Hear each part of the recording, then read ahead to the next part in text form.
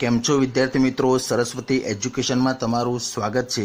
વિદ્યાર્થી મિત્રો, તમે અમારી ચેનલ પર નવા આવ્યા હો તો અમારી ચેનલને સબસ્ક્રાઇબ કરો અને બેલ આઇકન દબાવી ઓન નોટિફિકેશન પર ક્લિક કરો, જેથી કરીને અમારા બધા નવા વિડીયોની નોટિફિકેશન તમને સૌથી પહેલાં મળતી રહે। વિદ્યાર્થી મિત્રો, આજે આપણે ધોરણ 6 ગણિત સામાજિક મૂલ્યાંકન કસોટી ઓક્ટોબર 2020નો અભ્યાસ કરવાનો છે। વિદ્યાર્થી મિત્રો, આપણે સમય ન બગાડતા સીધા પ્રશ્ન ઉપર જઈશું। પ્રશ્ન નંબર 1, માગ્યા મુજબ જવાબ આપો। નંબર 1, 20 થી 30 વચ્ચે આવતી અવિભાજ્ય સંખ્યાઓ લખો, તો 23 અને 29। બીજો, વિભાજ્યતાની ચાવીની મદદથી 2, 6, 3, 9, 2, 1 એ 3 વડે વિભાજ્ય છે કે નહીં તે ચકાસો। અહીંયા વિભાજ્ય નથી વિદ્યાર્થી મિત્રો। દાખલા નંબર 3, 15 અને 37 એ સઅવિભાજ્ય સંખ્યાઓ છે કે નહીં તે જણાવો, તો અહીંયા સઅવિભાજ્ય સંખ્યાઓ છે। દાખલા નંબર 4, એક સંખ્યા 5 અને 12 વડે વિભાજ્ય છે, તો તે સંખ્યા બીજી કઈ સંખ્યા વડે વિભાજ્ય હોય, તો તે સંખ્યા છે 60। ઓકે, પ્રશ્ન નંબર 2 જોઈએ આપણે, માગ્યા મુજબ જવાબ આપો।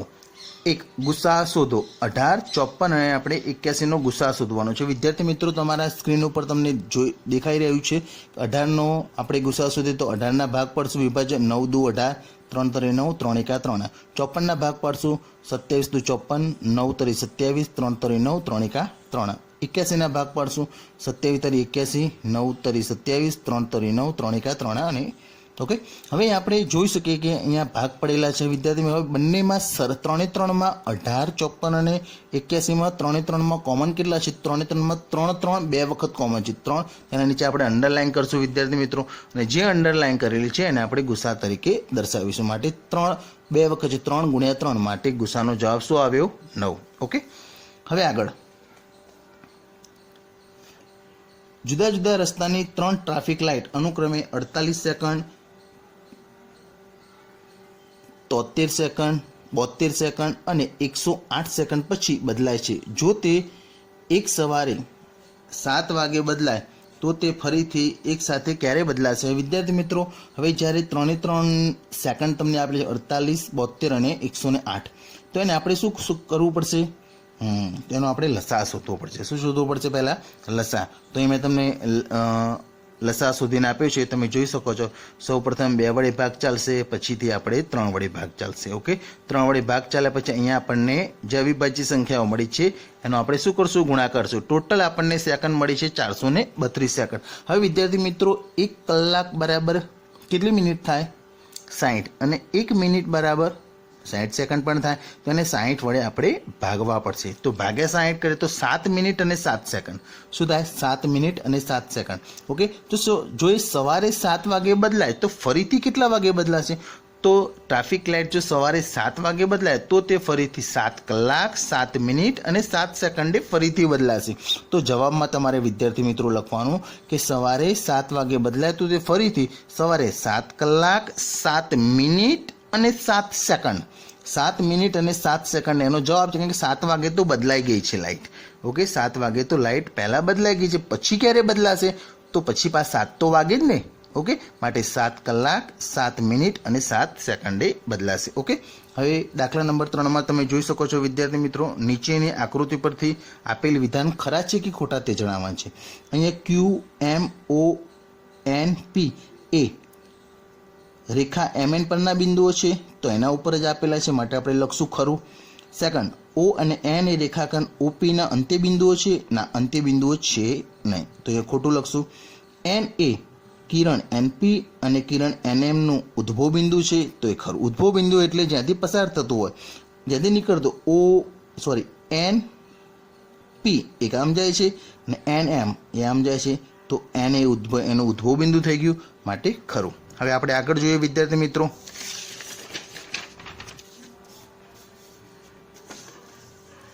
દાખલા નંબર 2 જોઈએ। આકૃતિ જોઈને પ્રશ્નોના જવાબ આપો। પ્રશ્ન નંબર 1, આકૃતિમાંના કોઈ પણ 2 રેખાખંડોના નામ લખો। અહીંયા તમને કેટલાય રેખાખંડો દેખાય છે? તો AC, રેખાખંડ AC, રેખાખંડ AD, રેખાખંડ AB અને રેખાખંડ CD। ઓકે, પ્રશ્ન નંબર 2, શિરોબિંદુ C એ કયા 2 ત્રિકોણમાં સામાન્ય છે? જો શિરોબિંદુ C તમને ક્યાં દેખાય છે મિત્રો? અહીંયા। હવે એવા 2 ત્રિકોણો તમારે શોધવાના છે જેમાં બંનેમાં C હોય, તો ACD પણ મળે છે, ACD એટલે આ ખૂણો થઈ ગયો, આ સામાન્ય થઈ ગયો અને એ જ પ્રમાણે ACB. ઓકે, ચલો આગળ જોઈએ. માગે મુજબ જવાબ આપો. જોડકા જોડો. બે બાજુઓના માપ સરખા હોય. વિદ્યાર્થી મિત્રો, બે બાજુના માપ સરખા હોય ને તો શું કહેવાય? તો બે બાજુના માપ સરખા હોય તો સમદ્વિબાજુ ત્રિકોણ કહેવાય. બધી બાજુના માપ ભિન્ન હોય, ટૂંકમાં એક પણ બાજુના માપ સરખા ન હોય તો એ વિષમ બાજુ ત્રિકોણ કહેવાય. અને ત્રણ બાજુના માપ સરખા હોય તો એ સમબાજુ ત્રિકોણ કહેવાય. પ્રશ્ન નંબર 2 જોઈએ. નીચે આપેલ ત્રિકોણના પ્રકારના નામ આપો. હવે ખૂણો PQR કે જેમાં માપ ખૂણો Q બરાબર 90, માપ ખૂણો P બરાબર 45 અને માપ ખૂણો R બરાબર 45. હવે વિદ્યાર્થી મિત્રો, એક ખૂણો જો 90 નો હોય તો એ કાટકોણ સમજી લેવાનો. ઓકે, તો અહીંયા કાટકોણ ત્રિકોણ. બીજો દાખલો જોઈએ આપણે. ABCમાં ત્રિકોણ ABCમાં માપ ખૂણો A બરાબર 30, માપ ખૂણો B બરાબર 70 અને માપ ખૂણો C બરાબર 80. અહીંયા ત્રણ ખૂણા વિદ્યાર્થી મિત્રો તમને કેવા દેખાય છે? ત્રણ ખૂણા 90 કરતાં નાના છે, તો વેરી ગુડ, તો અહીં લઘુકોણ ત્રિકોણ આવશે. હવે આગળ જોઈએ. માગે મુજબ જવાબ આપો. પ્રશ્ન નંબર 5 નો પહેલો. -20 થી મોટી 4 ઋણ પૂર્ણાંકો. -20 થી મોટી કીધી છે વિદ્યાર્થી. આમ તમને નાની દેખાય પણ આમ મોટી કહેવાય. ઓકે, તો -19 લખો, -18, -17, -16. તમે કોઈ પણ સંખ્યા લખી શકો. -15, -10 એ બધી એના કરતાં મોટી કહેવાય. ઓકે, સંખ્યા રેખાનો ઉપયોગ કરી સરવાળો કરો. હવે -8 + 10. અહીંયા તમે જોઈ શકો છો વિદ્યાર્થી મિત્રો, સંખ્યા રેખા દોરવાની છે તમારે.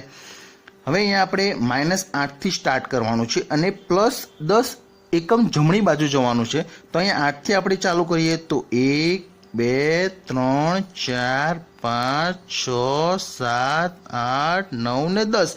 10 છે ક્યાં આવે? તો +2 બાજુ આવે. ઓકે, માટે જવાબમાં લખવાનું -8 + 10 = 2.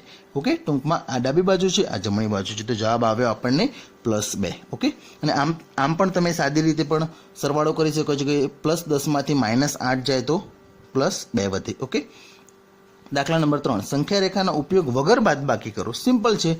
-18 કૌંસમાં 20. આ 20 છે પ્લસ છે વિદ્યાર્થી મિત્રો, ખાસ ધ્યાન રાખવાનું. તો પ્લસ માઇનસ થઈ ગયું, તો -18 -20, તો માઇનસ પ્લસ.